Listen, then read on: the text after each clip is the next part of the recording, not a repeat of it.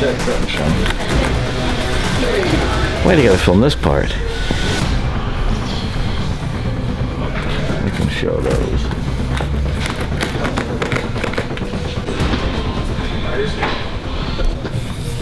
I guess we're starting. Just tell me what rifle you got. So today we're going to show you some ins and outs of mounting a scope, whether you come in and have us do it, what to expect, or if you've never done one yourself, what you want to, some key points you want to do. So this is a Christensen Ridgeline FFT. We're going to be putting a loophole VX5 HD on it today. A 3 to 15 by 44.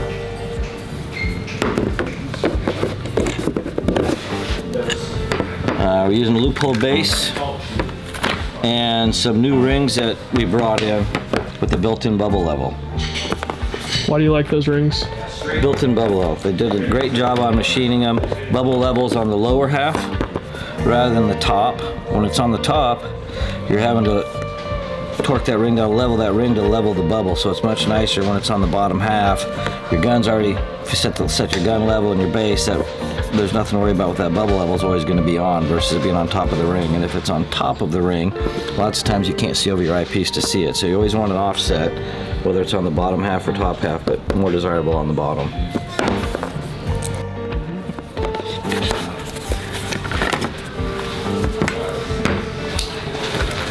Just go front and then change it to grab name and number, stuff like that. Different torque specs, you want to check what the manufacturer suggests. On this, I believe it's 22 pounds. And when I do bases, I'll use a blue Loctite to secure those base screws. I don't on the rings, but I do on the bases. And again, we use a Wheeler fat wrench. You can use anything that you can check your torque specs. Once I get it.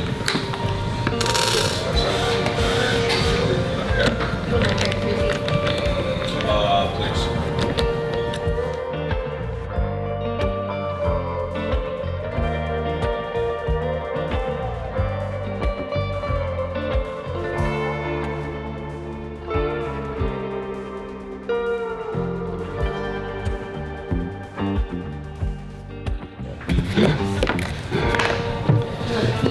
Once your base is on, so again, here's those rings with the bubble in the back half. Tell me about this bubble. There's nothing to tell you.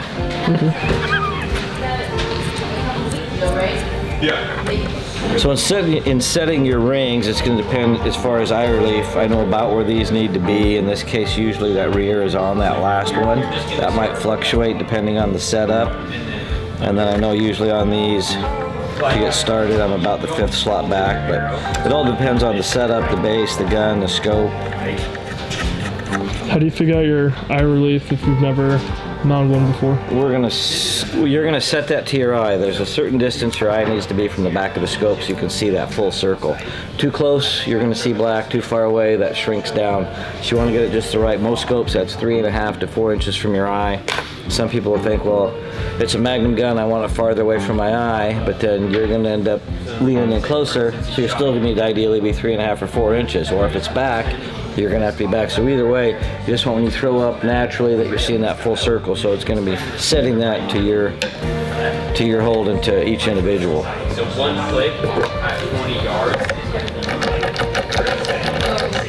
One nice thing on the RPM rings too, they give you the specs on the back, torque specs on theirs, on the ring caps 18, and then on the cross slot at 45 pounds. So again, just if you're using a torque wrench, you can reset. And then once you stick that on there, When you stick on that sight that side. or the calibration.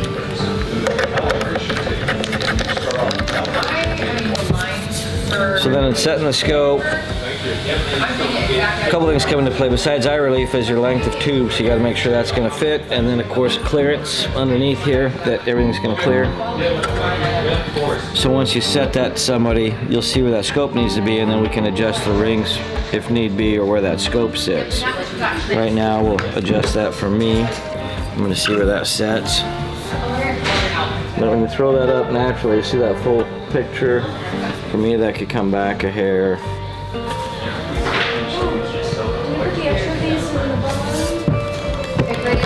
And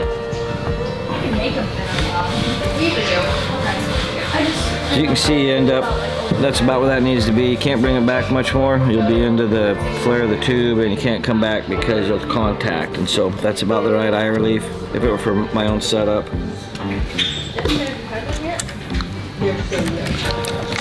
These again were at a 18-pound torque spec, and I'm not going to snug them up completely, just going to get it started until we level it.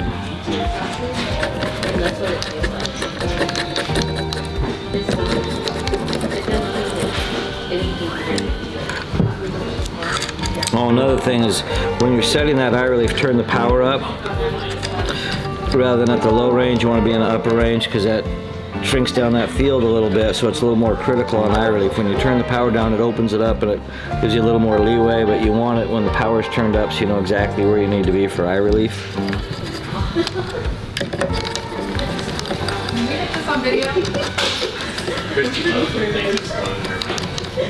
It's been a while.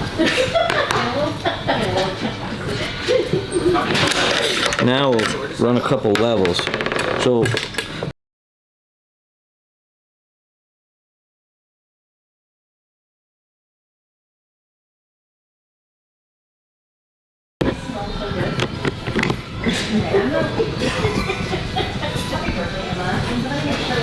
we also have the level that is in the scope ring, so the two of those should match up or be close. They're not always exact, but we're running level there, level on that ring. Sometimes it's tough finding a spot depending on the gun as far as where you can fit a level, and if it's not a 700 action, you might not have a level to go inside. So another place, generally, not always, it's level across the back right here with the bolt removed. A lot of guns though, it's offset. One side's higher than the other, so you'd have to check, but that can give you another indicator of level. Well, if you had to, another option is you can take off that base. I can't fit a level underneath there, but I can take and run a flat surface, set a level on that, and just see that that's also. You don't need this many levels, I'm just showing you different options. And of course the key, once you know that gun's level, is to get a level on that scope.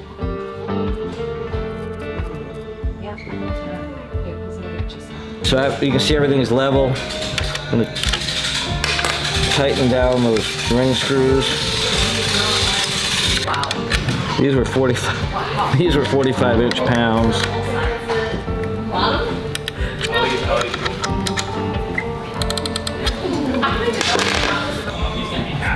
Tall, handsome, big, you can start driving things. So you can see if the camera will pick it up right now.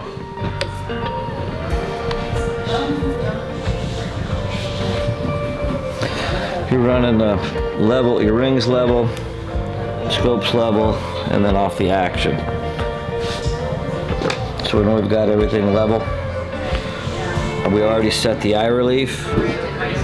Now, when you go to tighten that down, you do that in offset, one side, the other, so you're going back and forth.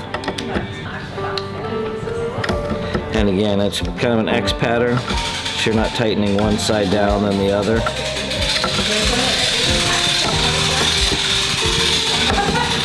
Probably going to want to keep the gap similar on both.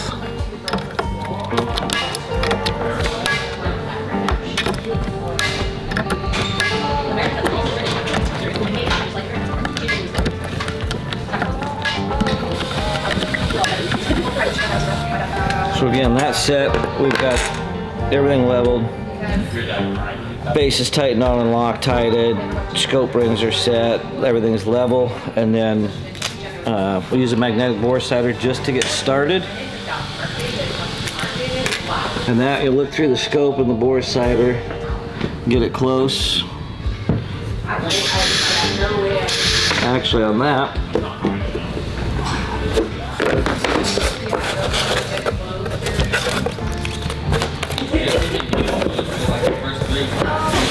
because that has a zero stop, we need to take that ring cap off so we can dial it down.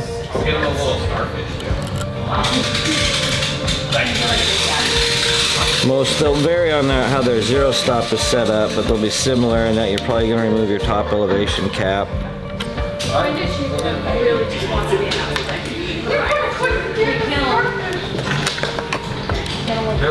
And then dial it into your Boresighter.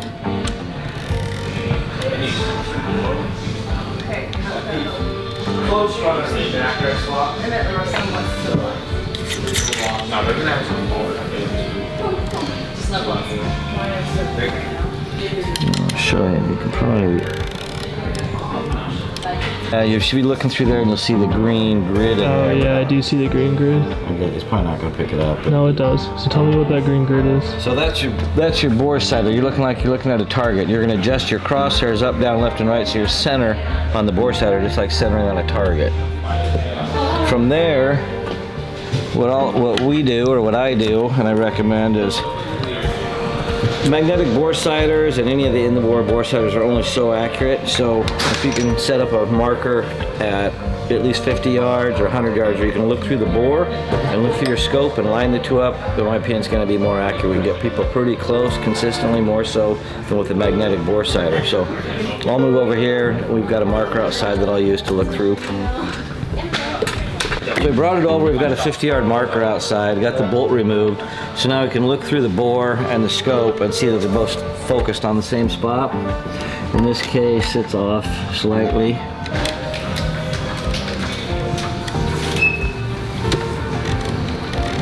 So we bring it in so they're both showing they're at the same spot at 50 yards. 100 would be great. This just has to be a 50-yard marker. You can see they're centered in the bore, centered in the scope.